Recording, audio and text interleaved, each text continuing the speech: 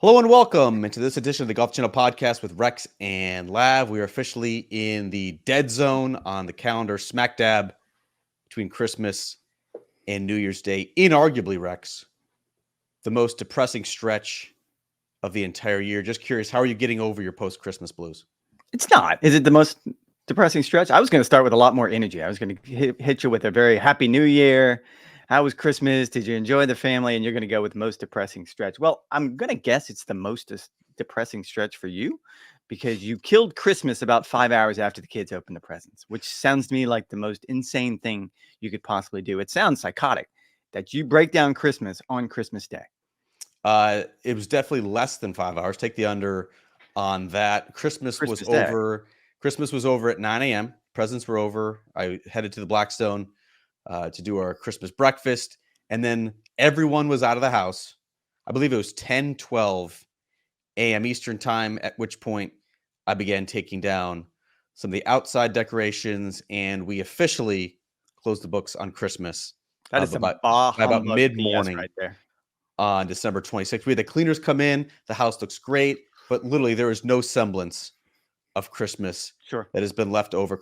Actually, Rex, I was wondering, after last year's fiasco, I think every listener of the pod is curious.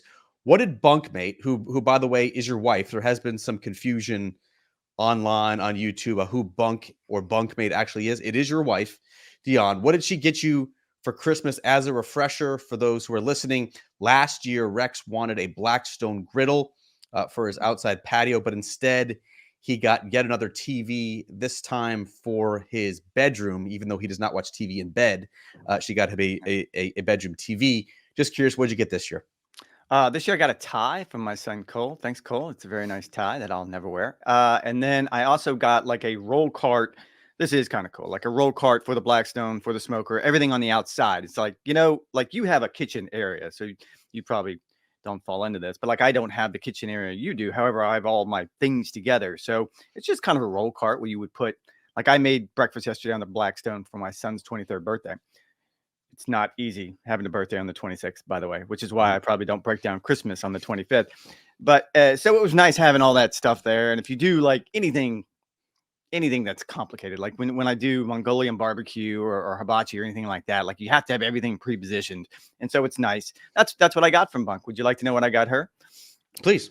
Well, because this got brought up, I think, last week in the podcast, and someone correctly pointed out that it's going to be a trip to Iceland. But the way I did it, you can't really wrap up a trip to Iceland. So the way I did it is I bought a Iceland tourism guidebook, or just like a guidebook, and then like a fluffy, warm hat, and just put it in a box and let her figure it out. Wow, they say romance is dead. Yeah, there it is. I just don't believe it. We'll do What'd you a get? full... You just showed me pickleball shoes, which look a lot like tennis shoes. Yep, I believe they're tennis shoes. They're Nike tennis shoes that I'll be using for pickleball. Despite not having lost more than 3 times in my life, things have been going sour. I've got some shoulder issues. I got a little rotator cuff pain. Elbows bother me. So I'm hoping these shoes get me on the right track. Also got a countertop fryer, another gadget that I will be using. As well as a vac sealer. Did not have a vac sealer previously. So I'm very excited about all that. We'll get into the full Christmas edition at the end of the pod. Also want to give a quick shout out to Edward Creighton 2638 on YouTube in a cesspool of negative YouTube comments. Our friend Edward is a guiding light. He's always positive. He's always complimentary. We do appreciate you, sir. Okay, so folks, this is the end of the year recap show. So we're going to be counting down the top 5 newsmakers of the year. Rex, you and I huddled for about 3 text messages this morning, but it does seem pretty obvious. We'll count these down from 5 to 1 for the number 5 newsmaker of the year of our Lord 2023. To me, it's the governing bodies, and more specifically, the rollback that was announced late this fall. I think you can take the governing bodies, Rex, as a newsmaker 2 different ways. One, I think it's pretty clear that they're not bending over backwards to accommodate the live guys in the major championships, but more recently, the decision to roll back the golf ball beginning in 2028 for the elite player and in 2030 for hacks like you and me. What effect do you think the governing bodies had this year?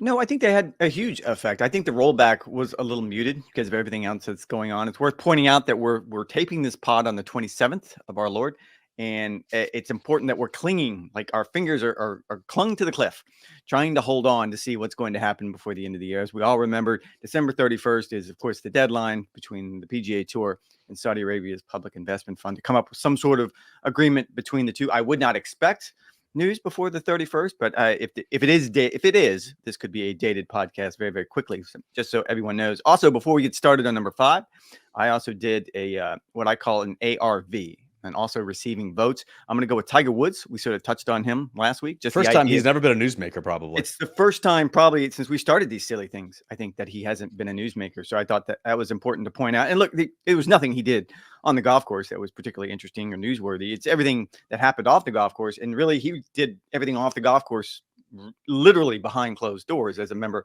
of the policy board. I would also want to point out LACC, which, I think both of us had mixed feelings. I think it was a very unique U.S. Open venue for a lot of different reasons, some good, some bad. Cool golf course. Being inside a major city was really cool. It did not have a major championship field. It felt more like a country club golf course. I think the USGA can probably adjust that going forward. And then my final ARV is University of Georgia loses in the SEC championship game. Do you want to comment on any of those before I finally? No, let's move on. Let's move on immediately. We're going to move on. Yeah, I think the governing bodies, I think you touched on it perfectly. They're not going to go out of their way to create a pathway for the LIV players to play in their major championships. I think once essentially the LIV players ran into, let's call it that world ranking roadblock, and the world ranking sort of drew the line and said, look, we are not getting world ranking points as constituted right now. They didn't say that you're never going to get them. Like, there's room for negotiations and some tinkering that could change, that could give them points.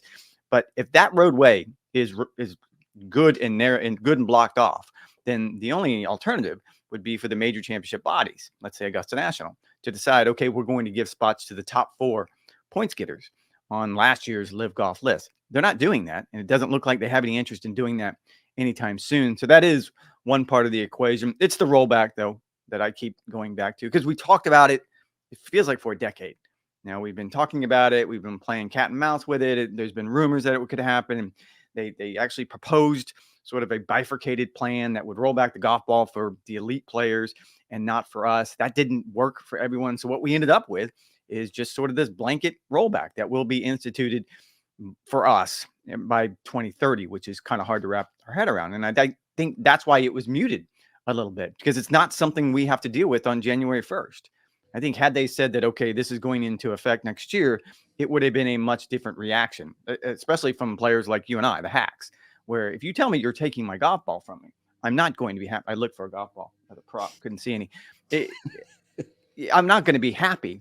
But 2030 is so, I mean, I'm an elder gentleman. I don't even know if I'm going to be playing golf in 2030. So it's hard. There were some members at my club who were even more elder gentlemen than I am, who were all up in arms and angry about it. And I'm just shaking my head like, you guys don't need to worry about it. It's fine. You won't be playing golf by 2030. Don't worry about it. And if you are, then play whatever golf ball you want. Where it's going to impact is at the highest level. But even that is a few years away.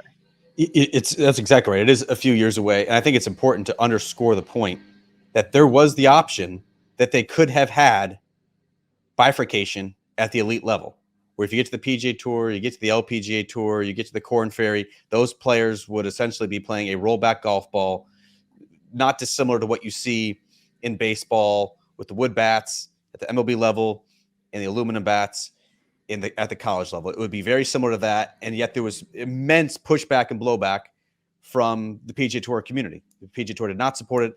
They were never going to support it, and they were so vociferous, Rex, in their good one in their support to not have a bifurcated scenario that it was not feasible for the governing bodies to continue that way. And so when you mention now that 2028 is going to be the implementation, at least at the elite level, keep in mind the USGA and the RNA are fully expecting that the players who hit it 325 right now are going to continue to hit it 325 in 2028. They will be able to make up any loss in distance with speed training, with swing optimization, with fitness.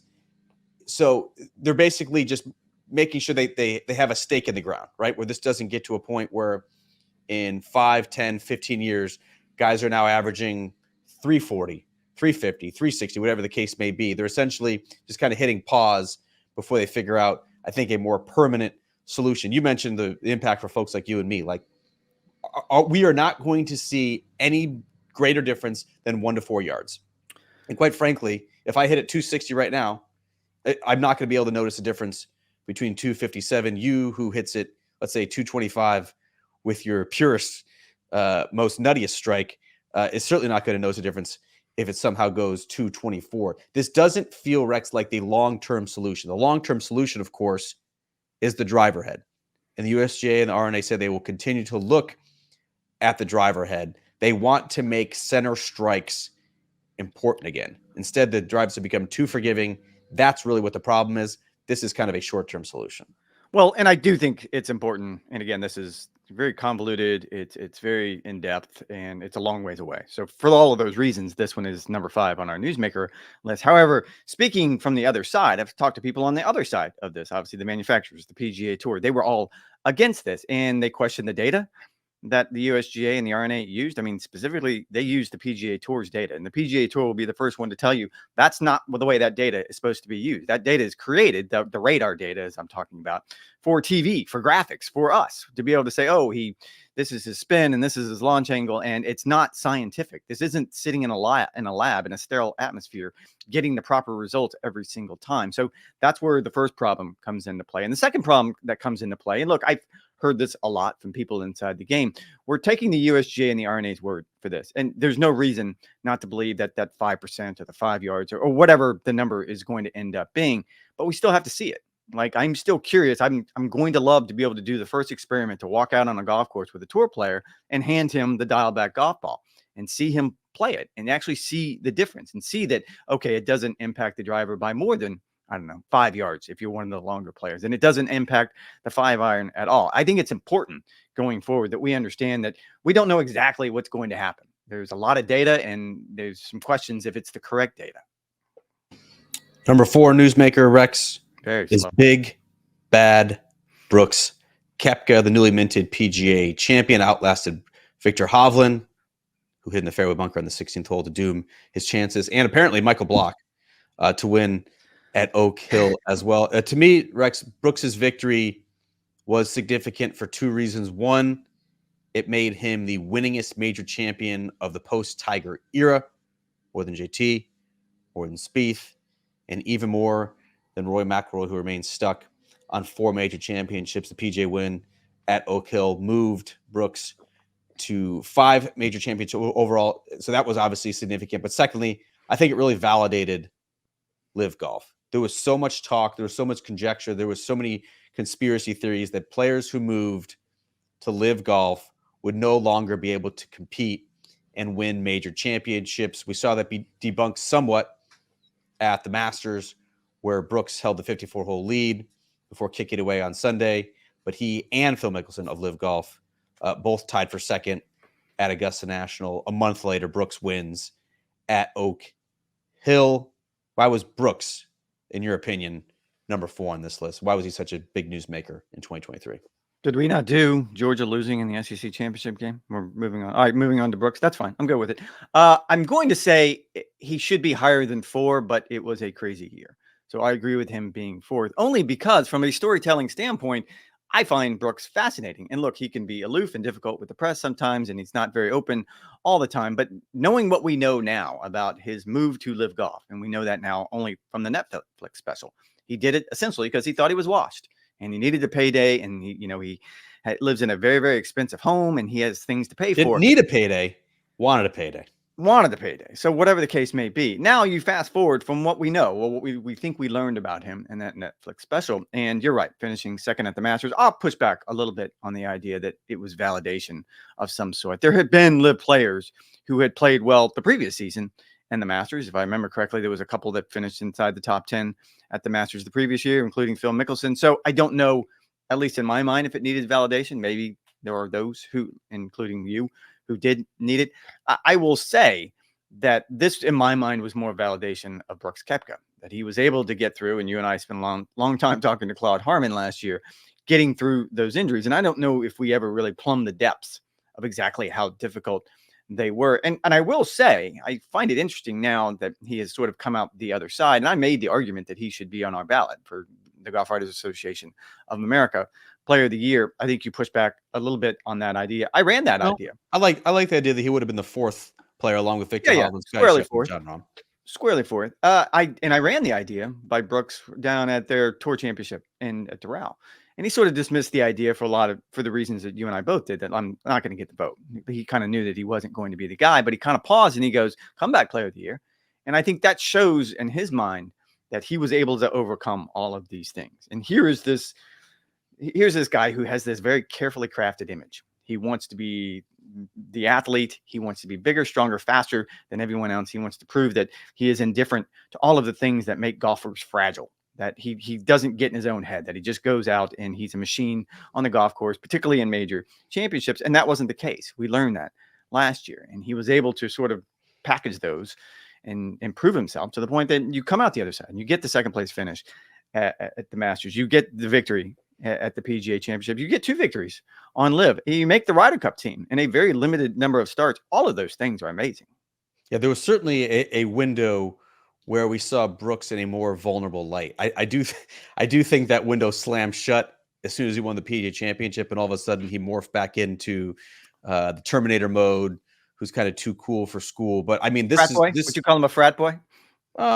In ways, yeah. Like he's a South Florida bro in a lot of ways. But I do think the PGA Championship victory, Rex, was a testament to his grit, to his perseverance, and certainly his talent. Like one of the pieces I was most proud of this year was what I wrote coming out of the PGA Championship, where I talked to basically everyone in his inner circle and did vignettes on what it took to get Brooks, away from the brink of extinction and back into major championship form. And it was everyone from his caddy to his trainer to his swing coach to kind of his swing whisperer, Pete Cowan as well, to his parents. I mean, it was a full team effort. And I think that's why we saw a different level of appreciation for Brooks, because he knew the hard work that it took to get to that point. He knew the support system that was around him that kind of pushed him back in this direction. And I think he slowed out a little bit for the rest of 2023. He was okay in the Ryder Cup. He did beat Ludwig. He did steal a half point from Rahm in what was overall a disappointing week for the Americans. I guess the question now, Rex, now that Brooks does seem healthy, now that he is competing full-time on Live, now that he does have a major runway, which keep in mind, his major runway was about to run out had he not performed well in the major championships in 2023. How many more majors do you think he can nab? He thinks double digits is still a possibility. He is 34 with a body that is significantly older than that. What's your opinion? How much deeper can he get? This feels like the same conversation we always seem to have in recent years about Tiger Woods. Yeah, the talent is there, and he's proven he can win major championships. But as you pointed out, his body is not what it was 10 years ago when he started this major championship run. Also, the level of competition, I would argue, is only getting more and more difficult. When you look at the landscape now, it seems like there's so many players, 25 and under, who have the ability to, I mean, as you pointed out, your boy O'Bear, he hasn't even played in a major. And I think he's going to show up at the Masters as one of the favorites, and for good reason, because of what he's done in a very, very short window. You would think that Victor Hovland is poised to finally win a major championship. So I think double digits is probably on the high side. I'm definitely taking the under on that. That being said, I mean, I can imagine him not only winning multiple majors, but I can see him completing the career Grand Slam, because in my mind, that's something that would motivate him. Yeah, like Open Championship links golf is actually something that appeals to Brooks. He doesn't have the greatest record in the year's final major, but I do think that he does have the skills to pull that off. I could see him winning one more U.S. Open. He's such a perennial contender when the golf gets its most difficult. We are headed to Pinehurst, of course, in 2024. I'll be curious to see if he has the short game shots to handle that revamped golf course. But yeah, I think 6, maybe 7. If he gets some help. I don't see him completing the career Grand Slam, but I would not put another U.S. Open. I don't think it's out of the realm of possibilities that he could win the Masters as well. He's made a couple runs in his history at Augusta National. All right, Rex, another guy who does not have the best history, at least you can call it a tortured history at Augusta National, is our number 3 newsmaker. That, of course, is Rory McIlroy. So his majorless drought stretched now to a decade long. Did give it a good run at the U.S. Open. I'm sure we'll dig into that. But I think Rory was a newsmaker in 2023 as well, because he kind of pushed back the idea and the position of being the leading spokesperson for the PGA Tour. I guarantee if we listen back to our podcast a year ago with this year-end recap, we would have been amazed at how Rory played the dual role of being the best PGA Tour golfer and also being the most fervent supporter of the PGA Tour and its ongoing civil war with Live Golf. That was no longer the case in 2023. He either stepped down from the policy board, he declined interview requests, he just became a little bit more indifferent or detached from the process. When you look at the totality of Rory's 2023, a decade from now, how do you think it's going to be remembered? It was a year of transition because he had taken on a role that we've never really seen, at least in the modern game of golf. I guess you can go back to Jack Nicklaus and Arnold Palmer when they actually created the PGA Tour. But anyone since then, even Tiger Woods, hadn't sort of taken on the mantle of sort of this agent of change, which is what he had really become. And I will say he did walk away. And I don't know if it was by design. I don't know if he had enough. I think we had this conversation about when he stepped down from the policy board and someone asked me why. And I'm like, look at him. He looks exhausted. Like he looks like a guy who just had to sit through 12 hours of meetings that were going on the other side of the world. And it's just not a sustainable model going forward. Not for someone who wants to be a world-class golfer, not for someone who wants to be a world-class father and husband, not for someone who has so many other business interests right now that we know about. So I am fascinated by this idea of how he has morphed. And this is more, and I even hesitate to do this, but the way his persona has changed, at least on social media, where he has gone from that day in Mexico when he said, I want to be on the right side of history. And he sort of became the shining white light for the PGA Tour to where he seems to be now, where it's kind of split down the middle. I mean, I think some people look at what he did and what he tried to do as maybe self-serving, as maybe he was only worried about the top players, as if he was only worried about himself. I don't believe that. I don't think that was his motivation here. I think he truly wanted what was best for the PGA Tour and the game of golf. I think June 6th changed all that for him.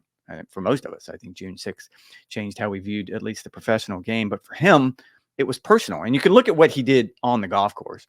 And it wasn't a terrible year. I mean, seems like he was in the hunt almost every week he played. He only picked off a couple of victories, only 2 on the PGA Tour.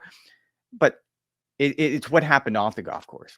And you're right. We have a Golf Writers Association award that essentially goes to the player who's the most media friendly.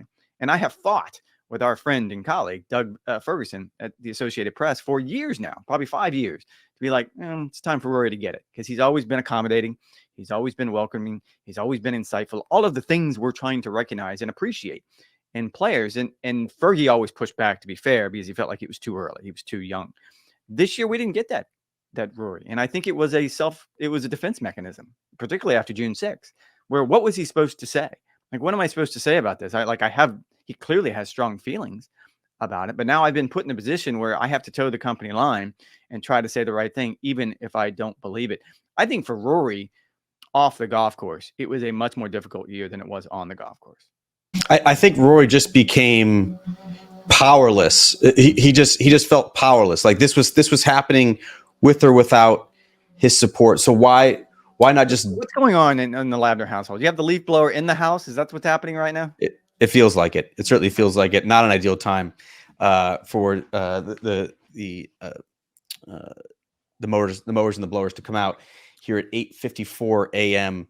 On a Wednesday. But this was happening regardless, whether Rory supported it, whether Rory hated it, whether Rory didn't want to partner with the PIF, whether he didn't want private equity money. Like this was happening. So why not dive headlong into your professional game? Why not be the selfish golfer that you need to be to reach the heights again? Why distract yourself from what you do best with something that you cannot change the outcome? You can give a push in what you'd like to see, but that doesn't necessarily mean what you want to have happen is going to. Rory, to me, Rex, has never been more fascinating to cover because the encore stuff, like we've seen it now for more than a decade. We know exactly what we're going to get on the golf course. He's likely going to win a couple times a year. He's likely going to contend in a major championship. But there's just so many little melodramas that happen throughout the course of the year. Remember him missing the cut at the Masters and then forfeiting, what was it, like $3 million because he skipped the RBC Heritage. We've prattled on for 5 minutes after. and haven't mentioned the Ryder Cup. That's where I'm getting. So you had where he forfeits $3 million, basically said he just needed like a mental health break. You get what happened in June 6th, where he said in Canada a couple of days later, where he felt like a sacrificial lamb at times and was put on stage and then made to look like an embarrassment. And then we get to the Ryder Cup and the hat cake, the endless drama that was Saturday afternoon with that Patrick Cantlay match and the wave in the hats and the explosion with Joe LaCava that spilled into the parking lot, which I'm sure was one of your highlights of the year. It's always something with Rory, and it doesn't always have to do with birdies and bogeys. That's why, to me, he's the most fascinating player to write about, the most fascinating player to cover, and the most fascinating player to watch on the PGA Tour. In any other universe, he's number one on this list. Now, granted, we're in weird times, but so I understand and I agree with where he fell on this list. But in any other universe, what he did this year, I hadn't even thought about him. That forfeiting $3 million seems like a lifetime ago. But we prattled on for 5 minutes and never got to probably what was, if we break it down, if our bosses break it down like they like to do by clicks, that had to be the most clicked on story of the year. No, I mean, if I remember correctly from the meetings a few weeks ago, that was the number one blog, right? You wrote that? I did. Yep. Tipped off by you, of course, who's standing in the parking lot watching the whole thing go down. I remember running. We just finished, I believe it was either the American or the European captain's press conference. And it was probably, a 200-yard walk to get back to the media center. I got a phone call from you, panicked, saying that Roy just got in a fight.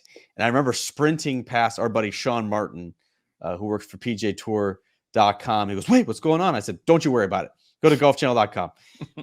And we did have the post up before anyone else, which is probably a main reason why it was our leading click getter of the year. But like, that was just that could only happen in the Ryder Cup, right? Like, that would never happen. That would never happen at the Wells Fargo Championship, RIP. That would never happen at a US Open. Like, only in the Ryder Cup, when the emotions are so high, could Rory just absolutely blow a gasket. And I thought that was a window into how Rory was performing and thinking that week. And I also think it helped to galvanize the European side. You had this tidal wave of momentum for the Americans on what happened late Saturday, heading into Sunday. It would have been a historic comeback, but at least now the Americans thought they had a chance. Rory's explosion, I think, served a couple of purposes, and it ended up being another route for the Europeans. And so that was obviously a huge moment in 2023, and certainly something that I'm sure you will be remembering as well. All right. Our number 2 newsmaker, if it's not Rory, that could only be the GWA Player of the Year for 2023, who is, yes, the Masters champion, Jon Rahm. He won 4 times, I believe, in a 10-week span in the spring, culminating with the Masters and what was unfortunately another Sunday final round snooze at the Masters. Hopefully we don't get that in 2024. But I think perhaps even more impactful, Rex, actually definitely more impactful. He will not be on the PGA Tour. Jon Rahm will not be on the PGA Tour next year after jumping to live in a monster deal worth reportedly upwards of $600 million. Jon Rahm, live defector. How do you think this will impact his legacy? 2 things in that opening that were journalistically wildly irresponsible. One, you're quoting some source of $600 million, and reportedly, I've heard everything from 200 million to 600 million. So that's a really, really big window. That's why I said upwards.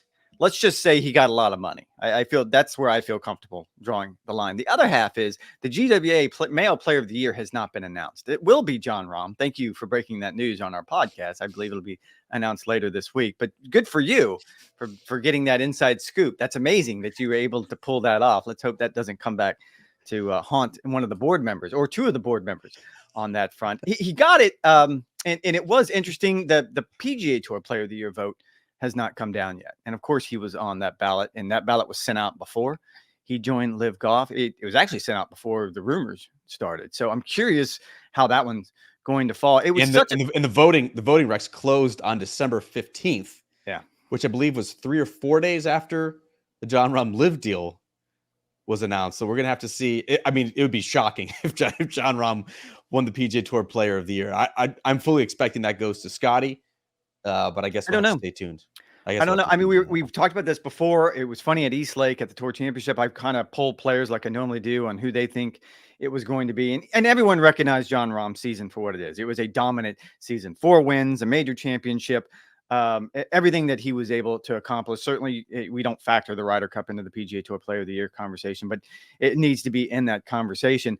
I think there were a couple things that sort of held him back compared to Scotty Scheffler, because it came down to those two. One is the fact that John didn't win after the Masters in April. That he contended. He had a fine season, but all 4 of those wins came very, very early in the year. And the other half is that he did join Live Golf.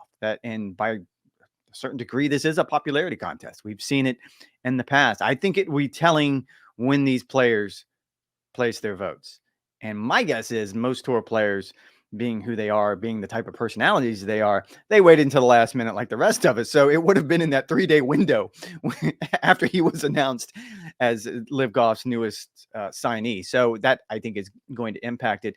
I find Jon interesting because, and look, it's easy to go back and to say, you pledged your fealty. Crushed it. Fealty. Although leaking confidence the whole way. There was no fealty? There was nothing. I'm Rex Hoggard. I'm Rex Hoggard. Even though he was on that side, he is, as Rory would say. And to make that turn, I can only imagine that when the book is written about what sort of got this deal done, and we've addressed it, like this was one of the greatest leverage moves in the history of leverage moves, that the PIF and its governor were able to sign Jon Rahm at just the perfect time to make sure that the PGA Tour stayed at the table and negotiated in good faith towards whatever agreement they're going to come at. It's such a shrewd and savvy business thing to do. And look, we can all sit and shake our heads and say, oh, we went back on his word. Well, I mean, we all got a number. And I've made the argument all along that all of us have a number in the back of our heads.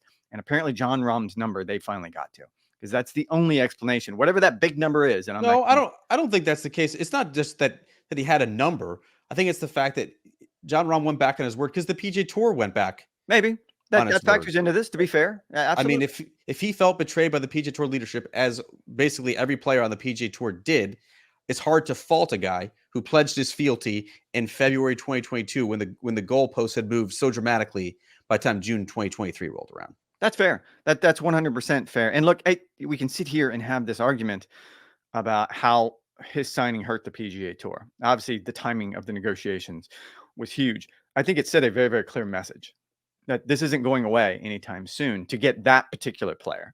Because it's one thing, they probably weren't going to get Scotty Scheffler. So we can go down the list and we can start deciding, okay, who would have gone and who wouldn't have gone in that situation. Jon Rahm going, I think, was such a seminal moment. And it was really the tipping point. And whatever it is we're going to be going forward, we're going to point to that day that Jon Rahm announced it, that frenzy, I believe it was a Thursday, and be like, yep, that's the day that everything changed. Because you're right, June 6th was an eye-opening experience, and we're going to get into that. But to me, I can't understate how big this was, because he had been such a large part of the process. Go back to the Delaware meeting 2 years ago. I mean, he was a big voice in that room. I would say after Rory and Tiger, he was probably the biggest voice in that room. And for him to go into those circumstances was huge. I think it's ironic that Jon Rahm, and I'm in total agreement with you that he's going to be kind of the game changer in the negotiations. And as we sit here on December 26th, we don't have finality when it comes to what that deal is going to look like. But it's of my belief that he will be the game changer. And that's ironic because Jon Rahm had kind of positioned himself as apolitical about the whole thing. He was on the PGA Tour. He had pledged his fealty to the PGA Tour, but he didn't denounce Phil Mickelson. He still maintained kind of admiration and friendship with Sergio Garcia. He was still stumping for Sergio to be a part of that European Ryder Cup team. He was kind of playing both sides, but he was doing so, I think, respectfully, and with equal admiration for even those who had left and had made personal decisions to do so. To answer my own question, no, I don't think Jon Rahm's legacy will actually be affected all that much. I remember Brandel Chambly, the night that news came out, like Brandel said that Jon Rahm sold his career. I sold out his career. I don't believe that'll actually be the case. If you're reading the tea leaves and there is potentially going to be some sort of merger with the PGA Tour and Live Golf, perhaps as soon as 2025, this could basically be a 1-year hiatus. Jon Rahm from the PGA Tour gets paid a boatload of money, helps position the PGA Tour in an entirely different position. He gets paid, and he's still in the major championships. Like it should be a non-factor. Now, I think the skeptics and the cynics will be quick to point out any sort of dip in performance when it comes to Jon Rahm in 2024. Keep in mind, he played 8 or 9 times before his Masters victory. This year, Live Golf schedule has just 5 events ahead of the year's first major. 2 of those require extensive travel to Asia and Saudi Arabia as well. So we'll be very curious to see how the GWA Player of the Year has a repeat performance in 2024. I think that's fair to say. Yeah. And to your point, I mean, can you imagine if we do have some sort of agreement that begins, I don't know, 2025 seems early, but 2026, where it was a 1-year rental, essentially. And whatever the number is, I'm not going to be journalistically reckless here, but whatever the number was, it was probably worth Live Golf to get him for that 1-year rental and then just to turn things around on that front. You're right. Going forward, I mean, he is a particular kind of player who likes a particular kind of rhythm. And I will go back to the idea that I remember, I think you're the one that asked the question when we were going into last year's designated event schedule and the East Lake before, the Tour Championship before, it was kind of ran by him that, oh, well, you have to play in these events now. And him sort of pushing back. He was one of the only top players who didn't like the idea. Like, I don't want to be told where to play. Now he's put himself in a position where he's going to play these 14 weeks plus the 4 majors, and there's not going to be any way around it. He doesn't strike me as the type of person that's going to enjoy that type of lifestyle, but we're going to have to see. That was Evan Priest of Golf Digest. My head's been bitten off by Jon Rahm in the past. That was not one in which he did so. All right. You can probably guess what our number 1 newsmaker of the year is going to be. It's a package deal. Jay Monahan, in particular, is the top newsmaker of the year. But the top newsmaking moment, I guess you could say, is June 6th, the day the PGA Tour changed forever the secret deal with the Saudis to end the lawsuit, which both sides clearly wanted. But Rex, to me at least, this wasn't so much an error in execution as it was in the messaging. The PGA Tour and whoever else was consulting them bungled the messaging so badly that no one was sure whether this was just a handshake, whether this was a partnership, whether this was an all-out merger. So what was the impact first, Rex, of how you think this all came out on June 6th in particular? I think it's both, actually, to go back to your original question. It was a bungling of the way it was rolled out, and it was a bungling of sort of how you handle just PR 101. I remember our colleague at ESPN, Mark Schlaball, actually had something along the lines of, PGA Tour Live Golf merge. And there was hundreds, if not thousands of these headlines. And the PGA Tour pushed back on him saying, it's not a merger. Like, can you please fix this? And his point was, if you look at the release you sent out, it actually says merger in your own headline. So yes, to both of those questions, it was terribly rolled out. It was terribly thought out. I mean, now that in retrospect that you look at what transpired, you get an idea of how hurried and how desperate this really was when you sort of break it down. And I did this the other day. For easy reading, I still go back to that document and just sort of check on some things. And I was looking back at sort of whatever the wording was on the deadline, which is, as I mentioned earlier, December 31st. It was a really soft deadline. And there was parts in there about not poaching each other's players. Well, that got stricken from the record because the Department of Justice didn't like it. So they took it out. There's plenty of things in there that I think, and now that we've sort of seen the inner workings of it, it was a living, breathing document for weeks leading up to this announcement. In defense, did you just put a sausage finger up? Because I think, Rex, had this announcement been put in a press release where PGA Tour and PIF rescind lawsuits, will collaborate toward future project, something along those lines, I think the entire fallout would be entirely different. You know what I mean? Like the PGA Tour players, They have to have seen the Maybe. documents that were shared internally of how much this is going to cost and Maybe. what the impact is going to be. I don't think anyone would disagree with the notion that both sides needed to end the lawsuits. And then if you say, hey, we will potentially collaborate on future project, okay, that makes sense. These guys are willing to pour billions, with a B, billions of dollars into the game of golf. How can this help support the PGA Tour? Yeah, maybe there is something that we can do with team golf. Like any sort of collaboration, I think needed to be in that press release. Instead, it's a merger, it's a partnership. How could you be partnering with the Saudis when you're just bad mouthing them for 2 years? Like that was what kind of caused the atomic bomb to go off. Instead, it literally just a headline change or just a nut graph change could have made this whole thing different. And in fairness, and I know this because I talked to someone in Ponte Vedra at tour headquarters the day it happened.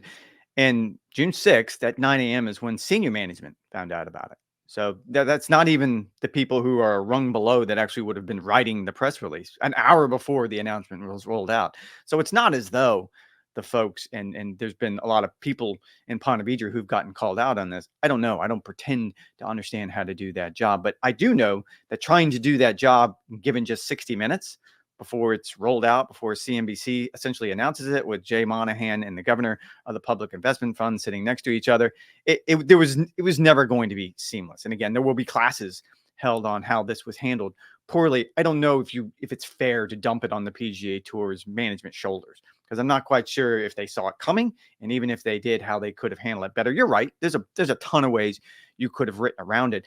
I'll go back to just the general idea of this was the PGA Tours. I believe it was Jimmy Dunn, a member of the policy board, who said it. This was their best chance to get any kind of deal whatsoever. They were at the height of whatever their negotiating power was going to be. And this was going to make the lawsuit go away. And as you pointed out, both sides were highly motivated to make that go away. And they needed to come up with some sort of way to get to a point that maybe there can be some sort of strategic alliance. And I'm not quite sure if that's a given, even at this point, this far down the road. I feel like some sort of alliance with the PIF is not only likely, but necessary for the PGA Tour going forward. But I'm not going to be surprised if between today, the 27th, and a few days from now, the 31st, that we do get some sort of update and saying that things didn't work out. Like that's not going to shock me because the sides are too far apart. And this transitions to the other half of the slash. It's June 6th / Jay Monahan. I don't know. And I'm so bad at this. And I've been very, very clear. Everyone, I've gotten a bunch of texts actually over the last few weeks about this, and I don't know why. Everyone who wants to fire Jay Monahan. And it's really, really easy to do that to a commissioner of a league. I mean, Roger Goodell gets fired all the time. I understand that's the way it works. I'm not comfortable firing someone. My only comment in all of this is I don't know how Jay sits in a boardroom where major decisions are being made across the table from the governor of the Public Investment Fund after everything he said. I don't know how you can have negotiations in good faith. I don't know how you can have some sort of working relationship. You and I have said some mean things to each other, but we've never really said these types of mean things to each other. I can only imagine how difficult that is for two people who clearly don't like each other to try to collaborate and work together in some sort of constructive way. I'm not ready to fire Jay Monahan either. I think he deserves the benefit of the doubt to be able to see this deal through, like if that makes sense. And I think the most likely scenario here is that Jay Monahan becomes kind of like a martyr. You know, like once the deal goes through, if the deal goes through, and he gets the PGA Tour to a point of profitability that it never has before, that's where I think he could step aside and let someone else lead this new PGA Tour entity. Whatever trust the players had in him previously has obviously been lost to the point that it's hard to imagine he could ever regain it again, even with all the governance changes that have been put forth by the PGA Tour to ensure it doesn't happen again. It's hard to see how that relationship can ever be mended. I do think his legacy could look a whole lot different if this deal goes through with the Saudis, if the whole entire PGA goes through Tour, and it's a good deal. If we're not sitting here 5 years from now, like feeling like the ACC and ESPN deal, like if it's a good deal going forward, yes, you're right. Yeah, if you're getting $3 billion, say, from a private equity firm, and you're getting an additional surplus of money from the PIF, and the PGA Tour is in a spot now where potentially they can even go out and snag other entities. If they could put the PGA Championship under its purview, they could put the European Ryder Cup team under his purview. Whatever the case may be, if the PGA Tour could create this worldwide schedule with 25 events of the best players in the world playing every single week together, like that would be a compelling product in addition to some sort of team golf aspect. Like there is still the potential that Jay Monahan can come out of this deal looking very good legacy wise, right? He's obviously in the middle of a firestorm right now where players don't like him, players don't trust him, sponsors are furious. Tournament directors aren't happy about what's happening to their tournaments. Like there is a lot swirling around Jay Monahan, but if he can get a good deal done, I think history will view him very differently as the person in charge who altered the history of the PGA Tour. And it's just not players not liking him. You have both sides of and there is a player divide on the PGA Tour. That's another conversation for another day. But the top players don't trust him in the bottom half of the field. Don't trust him. So that's a problem. It was one thing when you had the top players on your side, because clearly the tour is leaning towards this, we're just going to do the top 1/3 of the tour. These are the guys that matter. These are the guys who are going to get the resources. That I understand completely. But it's both sides that have this lack of trust right now. I don't know what it looks like going forward. And you're right, if he can orchestrate some sort of deal. And I think the news from last week that the group led by Fenway Sports is going to be a partner of some sort, I think that's going to help Jay. Let's be honest. He essentially came from Fenway Sports when he came to the PGA Tour. So there are some allies on that front, but it remains to be seen how the players are going to view whatever the final product is going to be. What do you think the potential of the PGA Tour is in 2024? I remember at the beginning of the year, I said there would be less divisiveness on the PGA Tour. I thought there would be two different alleyways. The PGA Tour would do their own thing. Live Golf would do their own thing. It looked good for about 5.5 months, and then it all crumbled. And now there's divisiveness and contentiousness literally seeping out of the PGA Tour's very pores. What do you think 2024 brings for Jay Monahan and the PGA Tour in its entirety? More upheaval, I think, in the short term. I think next year is going to be more of the same, simply because even if there is an agreement over the next few days and they come up with some sort of model, at that point, that's just another piece of paper like this document I keep referring back to, which was the framework agreement. From that piece of paper, then you have to make all of these things fit into place. You mentioned some sort of world tour schedule. What exactly that's going to look like? You need to find a way to get those players who join Live, if they want to come back to the PGA Tour, back integrated into the PGA Tour. You need to find a way to make the players who stayed, who remained, whole again. Like we've got some general ideas, but they're just they're in that gray area right now. Like they're talking about equity grants for players who stay loyal. Sure. How do you do that? Like, what does that look like? And if Rory McIlroy is getting X number of equity grants in the PGA Tour, how many is Tiger getting? How many is Jack Nicklaus getting? Like, there's so many questions I see in the short term, and maybe that's 6 months, maybe that's the next year. It's just going to be more upheaval. We've gone through 2 years of this. We went from moving to a designated schedule where everything changed to this year moving to a signature event, single calendar schedule where everything has changed. And I would imagine more of the same going into 25, 26, 27, 28. I think so too. Like there's so many fine details that need to be hashed out just when it comes to the potential partnership with the PIF. And that doesn't even mention like the new PGA Tour schedule and the FedEx Cup point structure and how that could potentially alter the careers and livelihoods of these guys. Like it actually could get worse before it gets better for the PGA Tour. One thing is for sure, it will give us plenty to write and talk about in 2024. I'm hoping, Rex, that we do not have to do an emergency podcast before the end of the year. You want to be done. There's certainly the potential that we could. I do not think we would have an emergency podcast if they announce that they're merely extending the deadline. We could probably save that for next week's podcast. We're previewing the Century. But I think any sort of announced deal would certainly be cause for an emergency pod. So make sure you guys are on the lookout for that. Rex, if we don't have emergency pod, this will be the last time that you and I speak on the podcast before the calendar turns to 2024. What do you have on the grill, on the menu, on tap for the rest of 2023? I've gotten very bold. By the way, yesterday I cooked breakfast on the Blackstone again for my oldest son's birthday, and it was divine. It was very good. Very unhealthy. What'd you do? Just very, very basic. It was, well, I don't think you don't do corned beef hash, do you? No, I asked what that was on the right side of your griddle. Never got back to me. Thanks for that. Oh, But no, I don't dislike corned beef hash, but I've certainly never done it on the griddle. it's a very distinct way, and my youngest son Luke actually gave me how you, like I didn't really I've done it camping before, but I'd never done it in this thing. I mean, what you essentially do is you lay it all out, you kind of flatten it down, and you let it cook to a crunch on one side, and then you have to flip it perfectly and cook to a crunch on the other side. Worked out well, and then just basic eggs and bacon, and it was delicious because there's nothing better than cooking everything in bacon grease. But dear God, that's not healthy. It really is like the best hangover food. If It you is. if you if you drank too much on Christmas Eve, if you drank too much on Christmas and you're doing this on the 26th, like or you do or New Year's Eve now coming up New Year's Day, like it is the absolute best thing to do. Where I did similar to corned beef hash, like we did the hash browns. And so you drop it on there, you press it flat, you get it crunchy, you flip it over.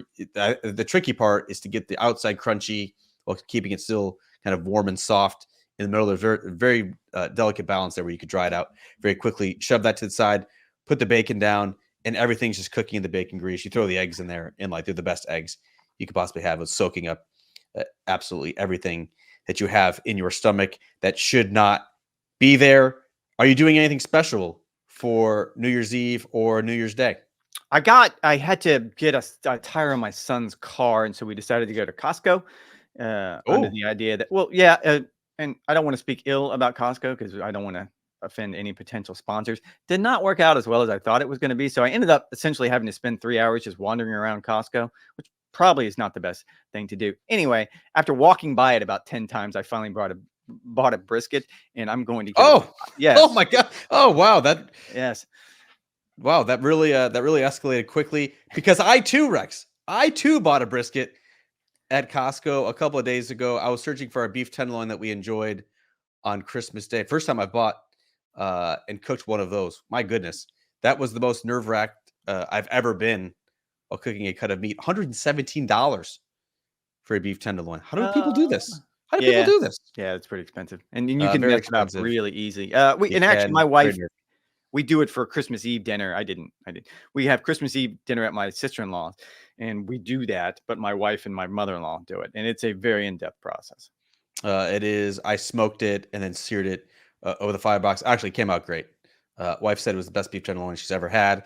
I don't think she was just trying to make me feel good. But when I was at Costco buying the beef tenderloin, I saw prime briskets on like a mega sale Yeah, at Costco. So I bought a prime brisket for like $40, which is insane. I was on yeah. the smaller side. I'm a little worried about that. When you buy briskets, you tend to want to get bigger. And then obviously you'd be doing a pretty heavy trim on that to make sure that it's as much of a usable brisket as well. It probably won't cook as well as it could if it was kind of a 15, 14 pounder. I believe it's like a 9 pounder. So by the time you trim it, you're probably looking at about a 7 pounder. I've got it in the freezer right now. I don't think obviously that will thaw in time to do on New Year's Eve and New Year's Day, but I do have it in the hopper eventually. Right now, I've got a prime rib that is thawing in the fridge. I'll be doing that one for New Year's Day. On New Year's Eve, we'll be going to the Jags game, the free-falling Jags, trying to squander not just the division lead, but a playoff berth Playoff as well. spot. Thankfully, they play the worst team in the NFL, the Carolina Panthers, at home on Sunday. We go into that one. And Rex, we have failed to mention, at least to this point, the stakes that we do have for Saturday's game between Georgia and Florida State, of which you are a fan. I'm not sure if Florida State actually has enough players to field for the active roster. Not feeling good about The it. number of either transfers, opt-outs, players who are saving themselves for the NFL draft, at least on the Seminole side, is unbelievable. Now, Georgia's going to be without Brock Bowers as well as Ararius Mims on the offensive line. Both guys figure to go in the top 10 of the NFL draft, and so they're saving themselves for that. No problem with that. From my perspective, but we do have some stakes. What are they? And have you already made the purchase? I have not made the purchase. I think well, I was assuming you were going to talk fantasy football here, just because we're at the end of the season, and I did lose in the first round of the playoffs. And I just want to point this out. I lost in the first round of playoffs by less than 1 point, and it's a 2-week game. So it was 203.1 to 202.54. You know the difference in that, what it could have been, and I'm just throwing this out there. The difference of that could have been, had you not talked me into taking an offense last week that got me -5 points. Had they just got, I don't know, -4 points, I would have won. Like, I don't think that's asking much. Just don't go on the whole 5 points. Just go on the whole 4 points. If it So I makes you appreciate feel that. if it makes you feel any better, playing your son in the consolation bracket, I would have beat you by 85 points You did wax him. over these 2 weeks. Just a humiliating and embarrassing week for the Hoggard. Since you did not address the Orange Bowl bet that you and I have, viewers of the Hero World Challenge remember that you were wearing a Band-Aid above the cancer spot above your right eye. It is not actually a cancer spot. It did come back It was benign. There's no trouble there. However, when you're out in the sun, your dermatologist is advising you to wear a Band-Aid. And so when you do, for your next live hit or potentially on this here podcast video, you will be wearing for the entirety of the video a Georgia Bulldog Band-Aid. Viewers are going to get up close and personal to your face as we gloat and celebrate. What should be? I think Georgia's like a 17-point favorite at this point after all the transfers. After We're all doing a the straight win, opt-outs. or do I get the points? No, you're definitely not getting the points. We're doing a straight win, Cool. head-to-head. This is the 5th ranked, of course, 5th ranked Florida State Seminoles over the 6th ranked Georgia Bulldogs. Somehow Georgia dropped from 1 to 6, and somehow Georgia was dropped behind Florida State in the 6th hole, despite being, as I mentioned, Yes, the Bulldogs are 17 victims here. I understand. Sure. point Yeah. favorite. That'll be on Saturday at 4 o'clock. Actually, a great day of football on Saturday, for being honest. Ole Miss, Penn State at noon, Georgia, Florida State, where we have our high stakes, and then Dallas, Detroit on Saturday evening. We'll be having a party. Got a bounce house for the kids for Christmas. I think I'll be doing some ribs as well for a little bit of a get together. All Do right. you think we'll be busy on Saturday, December 30th? No, just football. You think all we have is football and cooking and friends and beer?